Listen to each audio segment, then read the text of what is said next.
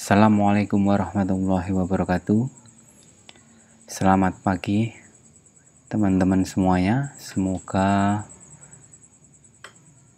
teman-teman dalam keadaan sehat walafiat.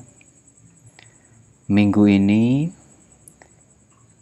kita akan berdiskusi mengenai konsep dasar akuntansi sesuai dengan rencana pembelajaran semester yang sudah saya bagikan minggu yang lalu, bahwa materi kita minggu ini adalah konsep dasar akuntansi. Jadi di dalam video ini nanti saya akan menerangkan sedikit tentang konsep dasar akuntansi.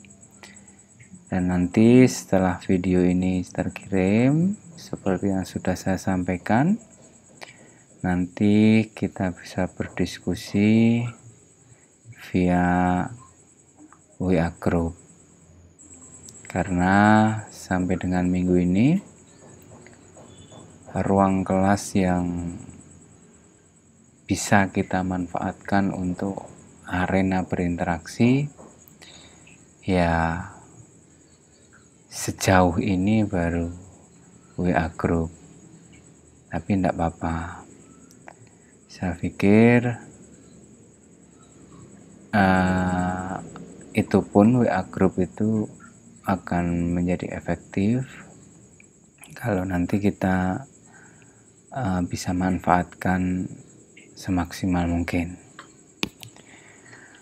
Oke teman-teman, jadi gitu tentang konsep dasar akuntansi. Saya pikir teman-teman juga sudah meresum. Saya yakin juga di antara sebagian besar di antara teman-teman tentu sudah aware lah, istilahnya aware itu tahu tentang apa sih itu konsep dasar akuntansi. Oke, saya masuk ke outline. Outline ini adalah materi-materi yang akan saya bahas hari ini. Yang pertama, definisi akuntansi, kemudian peranan dan kegunaan akuntansi. Berikutnya adalah bidang-bidang akuntansi dan proses akuntansi. Kita langsung masuk ke bagian yang pertama, definisi akuntansi. Ada banyak pakar, ada banyak lembaga, organisasi yang secara resmi mendefinisikan istilah akuntansi. Nah, ini saya kutip dari yang pertama dari American Institute of Certified Public Accountants. Mereka mendefinisikan akuntansi adalah seni pencatatan, penggolongan, dan pengiktisaran dengan cara tertentu dalam ukuran moneter. Jadi akuntansi itu menurut American Institute of Certified Public Accountants itu adalah seni pencatatan. Iya, tapi kan kalau mencatat itu banyak Pak itu. Nah, ini yang membedakan akuntansi dengan aktivitas pencatatan yang lainnya. Yang pertama, akuntansi itu adalah pencatatan dalam satuan moneter, dalam ukuran moneter. Jadi yang direkap di dalam pencatatan akuntansi itu nominal mata uang, nilai dengan nilai nominal mata uang. Itu yang pertama. Yang kedua yang membedakan akuntansi dengan pencatatan yang lainnya adalah kaidah. Kalau dalam bahasa American Institute of Certified Public Accountants, ini kan dengan cara tertentu. Jadi pencatatan akuntansi itu bukan asal mencatat, tapi mencatat dengan kaidah-kaidah tertentu. Kaidah tertentu itu apa? Ya kaidah-kaidah akuntansi. Kemudian definisi akuntansi yang berikutnya dari Horgrins dan Harrison. Beliau berdua menyatakan bahwa akuntansi adalah sebuah sistem informasi yang mengukur aktivitas bisnis, memproses data menjadi laporan, dan mengkomunikasikan hasilnya kepada para stakeholder perusahaan atau organisasi.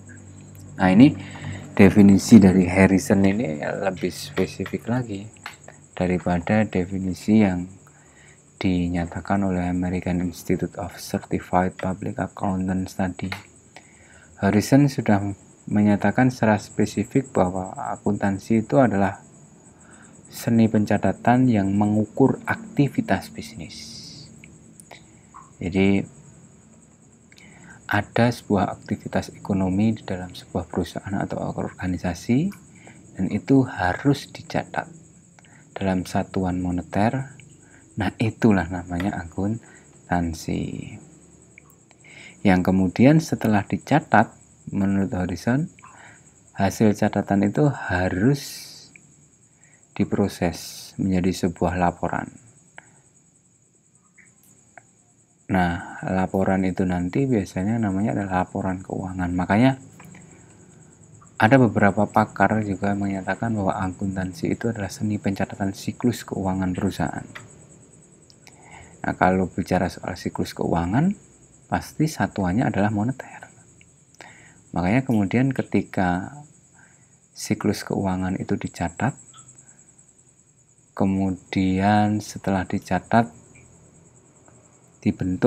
dicatat dengan kaidah tertentu, kemudian menjadi sebuah laporan. Nah, laporan itu dinamakan laporan keuangan.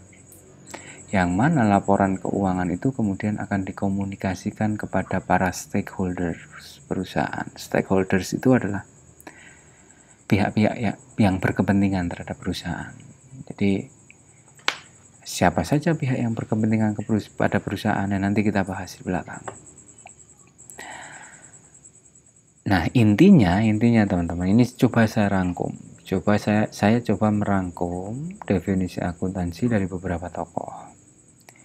Yang intinya, akuntansi adalah sebuah disiplin ilmu yang mempelajari kaidah pencatatan aktivitas bisnis secara moneter. Jadi mencatat dengan kaidah tertentu. Kaidah tertentu itu apa? Ya kaidah akuntansi. Yang dicatat apa? Yang dicatat adalah siklus keuangan dari aktivitas bisnis perusahaan, di mana hasil pencatatan tersebut akan dilaporkan dalam bentuk laporan keuangan seperti yang saya katakan tadi, yang kemudian laporan keuangan itu dikomunikasikan kepada para stakeholders.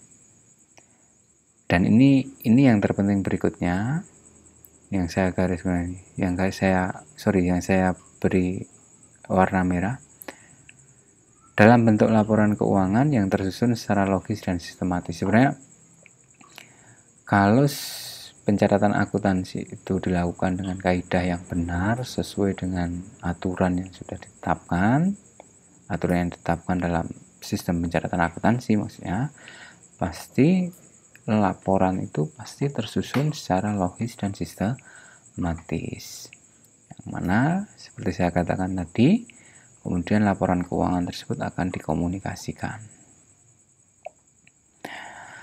Gitu nggih, clear tentang definisi akuntansi. Jadi bentuk laporan keuangannya kayak apa, Pak? Nanti akan kita bahas di belakang. Yang terpenting teman-teman sekarang paham apa itu akuntansi. Nah, kita masuk ke poin yang berikutnya, peranan dan kegunaan dari akuntansi. Peranan dan kegunaan utama dari laporan akuntansi adalah untuk menyajikan informasi keuangan perusahaan atau keuangan organisasi. Jadi sebenarnya fungsi utama atau kegunaan utama dari pencatatan akuntansi itu adalah penyajian informasi. Ya, informasi itu didapatkan dari mana? Ya, didapatkan dari laporan keuangan yang sudah tersusun tadi. Nah, informasinya apa? Ya, informasinya adalah aktivitas atau kegiatan-kegiatan bisnis dari sebuah perusahaan dalam satuan moneter apa saja, misalkan kayak penjualan.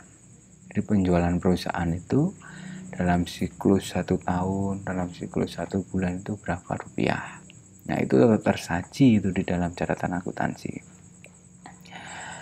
Kemudian beban biaya, misalkan itu. Jadi perusahaan itu mengeluarkan biaya apa saja dalam 1 bulan ini. Nah, itu juga tercatat di dalam laporan keuangan perusahaan. Nah, ini penting teman-teman, ini penting. Karena informasi ini berguna bagi beberapa pihak yang berkepentingan terhadap perusahaan. Atau dengan kata lain, informasi ini berguna bagi para stakeholders. Ya, gunanya apa? Nanti di slide selanjutnya ini akan saya bahas. Ini kita menyinggung dulu siapa pihak yang berkepentingan itu, siapa stakeholders perusahaan, siapa stakeholders dari sebuah organisasi bisnis itu. Saya bagi 2 stakeholders, ada satu internal, kemudian yang kedua adalah eksternal. Internal ada pemegang saham dan manajemen. Pemegang saham jelas berkepentingan terhadap informasi aktivitas perusahaan. Pemegang saham ini kan investor yang sudah menginvestasikan dananya ke perusahaan. Istilahnya dia sudah menaruh uangnya ke dalam perusahaan. Tentu bagi seorang pemegang saham, dia harus tahu dong, kira-kira perusahaan yang saya investasikan itu, yang saya tanam dananya itu, kira-kira kinerja keuangannya seperti apa, laba bersihnya kayak apa, penjualannya kayak apa, beban-beban biayanya kayak apa. Nah, ini kan informasi penting bagi investor. Ya, ibarat kata kan investor ini kan ketika dia sudah investasi dananya ke dalam sebuah perusahaan, dan dia kan menjadi pemilik dari perusahaan tersebut. Sebagai seorang pemilik tentu berhak tahu dong informasi-informasi yang berkaitan mengenai aktivitas bisnis perusahaan yang sudah tersusun dalam satuan moneter, gitu ya. Wajib tahu. Kemudian yang berikutnya, pihak internal yang kedua adalah manajemen. Manajemen itu siapa? Ya manajer, ya supervisor, dan lain karyawan dan lain sebagainya. Lah buat apa manajer ini tahu pencatatan, tahu laporan aktivitas bisnis perusahaan, tahu laporan siklus keuangan perusahaan? Ya penting sekali lah. Taruh contoh ada seorang manajer, teman. Manajer itu kan tugasnya to manage, mengatur. Selain memanage, dia juga direct, dia juga memutuskan sesuatu. Nah, keputusan-keputusan seorang manajer itu harus didasarkan informasi-informasi keuangan perusahaan. Nah, informasi-informasi keuangan perusahaan ini kan sifatnya objektif. Jadi penting bagi seorang manajer sebagai sumber referensi untuk pengambilan keputusan. Taruh contoh nih, ada seorang manajer X misalkan, dia bekerja sebagai seorang manajer di perusahaan A. Nah, perusahaan A ini akan memutuskan investasi dalam jumlah yang tidak sedikit misalnya di tahun yang akan datang. Nah, tentu dia harus tahu dong seberapa banyak uang yang dimiliki saat ini. Nah, dia tidak akan tahu tentang seberapa banyak uang yang dimiliki perusahaan tanpa ada atau tanpa melihat laporan keuangan perusahaan. Jadi taruh contoh misalkan, oh uang saya ternyata ada di sekian, misalnya uang saya ada 2,5 M, investasinya 1 M, ya sudahlah, daripada saya ambil hutang, saya pakai uang saya sendiri saja. Maksudnya uang sendiri itu adalah uang perusahaan. Nah ini kan menjadi penting. Nah coba Anda bayangkan ketika sebuah perusahaan, ketika sebuah organisasi itu nggak punya laporan keuangan. Jadi dia nggak punya sumber informasi objektif yang dijadikan referensi untuk mengambil keputusan. Jadi pasti saya bisa pastikan bahwa keputusan yang diambil itu pasti ya ndak akurat pasti. Ya masa dia mendasarkan keputusannya berdasarkan feeling. Wah, oh feeling saya uang perusahaan masih sekian kok. Dan feeling saya dengan investasi segitu uang perusahaan masih cukup kok. Feeling saya begitu, kira-kira begitu. Nah semuanya feeling, semuanya kira-kira, dan nggak ada yang pasti ya. Akhirnya nanti keputusannya pun juga, hasilnya pun juga nggak pasti. Hasilnya pun nanti kira-kira itu, kacau juga kalau seperti itu. Makanya penting pencatatan akuntansi itu menjadi sangat penting sekali teman-teman. Makanya teman-teman belajar disiplin ilmu akuntansi walaupun cuma 2 SKS, walaupun cuma dasar, saya harapkan nanti teman-teman ya minimal tahulah konsep dasar akuntansi, dan minimal kita bisa membuat laporan keuangan secara sederhana. Walaupun sederhana, tapi laporan tersebut sesuai dengan kaidah-kaidah akuntansi yang sudah ditentukan. Nah, ini sangat bermanfaat nantinya. Manfaatnya bagaimana, Pak? Nah, ini manfaatnya ya tadi, manfaatnya sebagai sumber informasi, sumber referensi. Cuman manfaat yang lebih realnya itu begini, banyak loh teman-teman para pengusaha-pengusaha UMKM di sekitar Anda, orang dagang toko kelontong, orang dagang cilok, orang dagang dawet dan lain sebagainya. Mereka itu nggak punya laporan keuangan, paling pol laporan keuangannya cuma orek-orekan itu. Jadi bagaimana mungkin usahanya bisa menjadi besar ketika mereka tidak punya laporan keuangan? Jadi bagaimana mungkin usahanya bisa menjadi tumbuh besar ketika dia mengambil keputusan bisnisnya tanpa didasari sumber informasi yang objektif? Sumber informasi yang objektif itu apa? Ya laporan keuangan yang disusun sesuai kaidah akuntansi yang benar, gitu ya. Makanya penting sekali. Jadi ketika Anda bisa menyusun laporan keuangan sederhana, Anda bisa memiliki sumbangsih yang besar. Tadi itu saya katakan manfaatnya, Anda bisa memberitahu para pedagang-pedagang tadi, bisa ngajarin mereka. Makanya teman-teman, di dalam kelas ini nanti ujian akhir semester itu tidak ada, gantinya adalah social project, proyek sosial. Jadi harapan saya nanti social project itu Anda mendampingi lembaga-lembaga. Ya, nanti lembaganya itu apa, nanti kita diskusikan. Lembaga-lembaga yang tentunya belum melakukan pencatatan akuntansi secara benar, itu Anda dampingi, Anda kasih tahu, minimal Anda bisa membuatkan laporan keuangan secara sederhana untuk lembaga-lembaga tersebut, gitu ya. Oke, itu pihak internal ya. Kemudian pihak eksternal itu siapa? Pihak eksternal ya masyarakat. Kemudian selain masyarakat ya calon investor ya. Jadi calon investor ini bagian dari masyarakat. Kalau contoh misalkan Anda mau berinvestasi di perusahaan X, perusahaan A tadi misalkan. Ya mana maulah Anda investasi ketika perusahaan tersebut tidak jelas, laba bersihnya berapa,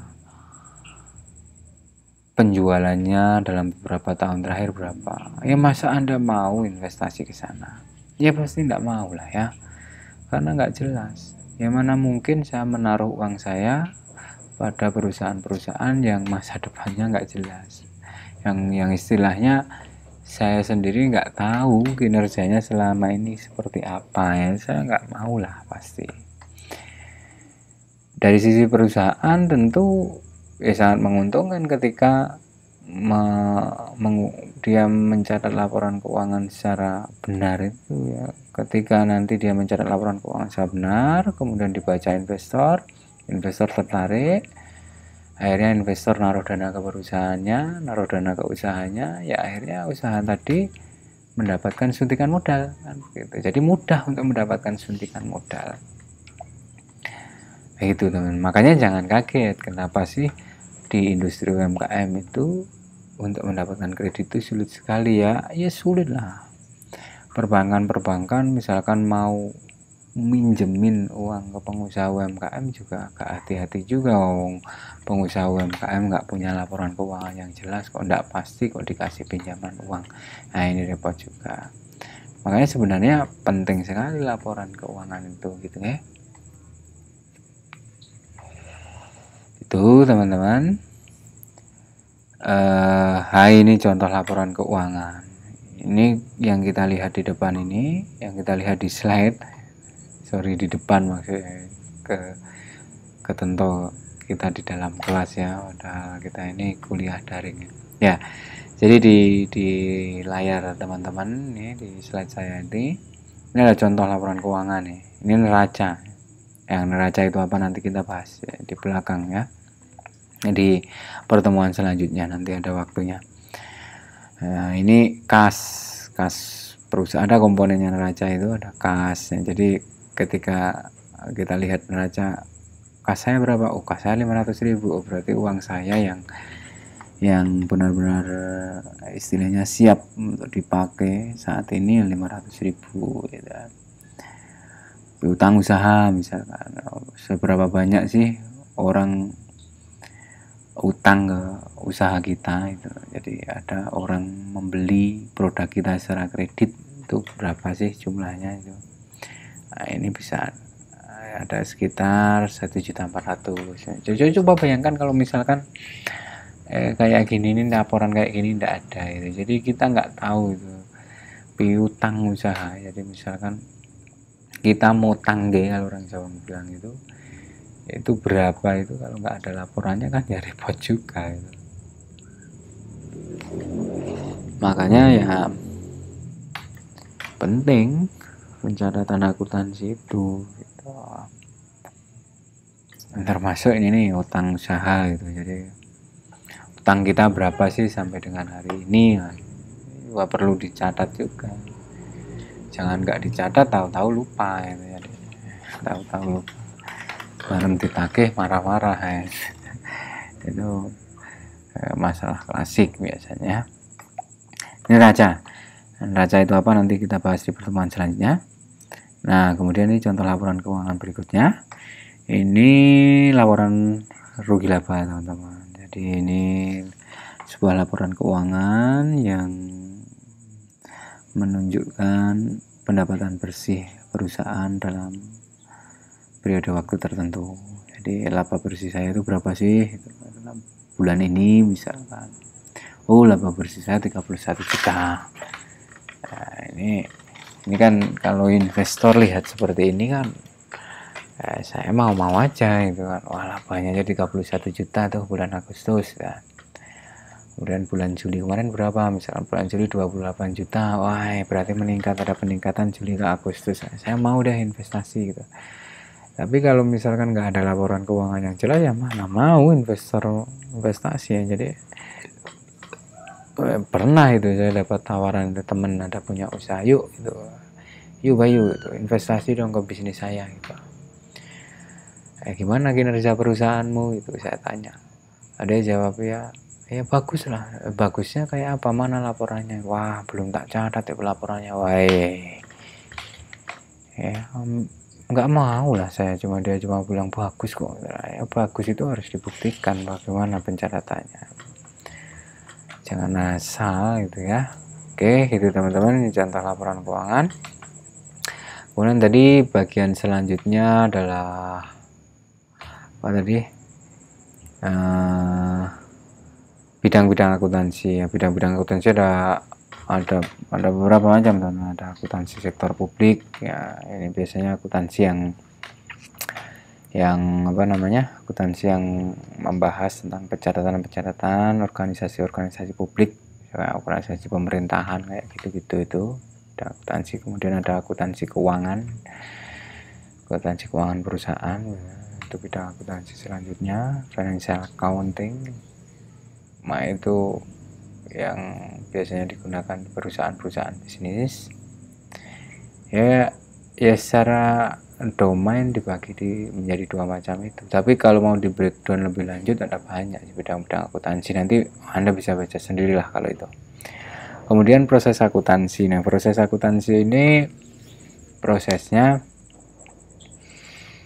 yang pertama penjurnalan. Jadi penjurnalan itu nanti kita bahas di 2 pertemuan berikutnya. Itu penjurnalan itu kan pencatatan aktivitas, jadi jurnal. Dan biasanya kalau penjurnalan itu per hari tuh, setelah dicatat secara jurnal per hari, kemudian nanti direkap di jurnal, jadi satu menjadi laporan keuangan, misalnya laporan rugi laba. Walaupun proses dari penjurnalan laporan rugi laba itu prosesnya sebenarnya masih ada pencatatan di buku besar, kemudian pencatatan jurnal penyesuaian, itu prosesnya ada seperti itu. Jadi tapi mungkin gini, kalau kita bikin laporan akuntansi sederhana mungkin nggak sampai ke pencatatan buku besar dan jurnal penyesuaian, walaupun materi itu akan kita bahas nantinya. Tapi ya kalau sederhana nanti nggak sampai ke situ. Jadi kita bisa di jurnal kemudian langsung dimasukkan di laporan, itu mungkin itu bisa. Oke gitu teman-teman. Jadi itu pertemuan kedua di perkuliahan dasar akuntansi atau pengantar akuntansi. Semoga teman-teman semuanya paham tentang apa sih akuntansi itu, kemudian buat apa sih belajar akuntansi. Ya intinya itu sih sebenarnya materi konsep dasar akuntansi itu. Sekian dari saya. Nanti kalau misalkan ada yang mau ditanyakan, kita bisa diskusi via WA group, via kelas virtual yang kita ciptakan bersama-sama itu. Oke, sekian dari saya. Tetap semangat. Wassalamualaikum warahmatullahi wabarakatuh.